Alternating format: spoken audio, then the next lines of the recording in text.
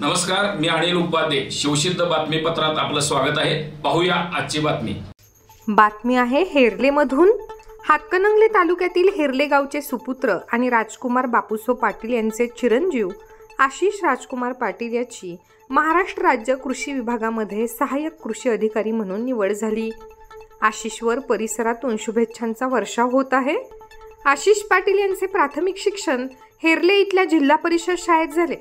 त्यानंतर रुकडी इथल्या महात्मा गांधी विद्यालयात 5वी ते 12वी पर्यंतचे शिक्षण घेतले. त्यानंतर तळसंदी इथल्या DY पाटील कृषी विद्यापीठ आणि कोल्हापुरातील कृषी महाविद्यालयात MSc ॲग्रीची पदवी संपादन केली. 2024 मध्ये आशिष याने सहाय्यक कृषी अधिकारी या पदासाठी परीक्षा दिली होती. त्यामध्ये तू चांगल्या गुणांनी उत्तीर्ण झाला होता. त्यानंतर महाराष्ट्र शासनाच्या कृषी विभागाने सहाय्यक कृषी अधिकारी म्हणून नेमणूक केली आहे. आशिषची आई रोहिणी आणि वडील राजकुमार पाटील यांनी दिलेल्या आशीर्वादामुळे त्यांच्या कष्टाचे चीज झाले. आशिषची सहाय्यक कृषी अधिकारी म्हणून निवड झाली. या निवड प्रसंगी नातेवाईकांच्या सह मित्रमंडळी, हितचिंतक यांनी प्रत्यक्ष भेट देऊन शुभेच्छा दिल्या.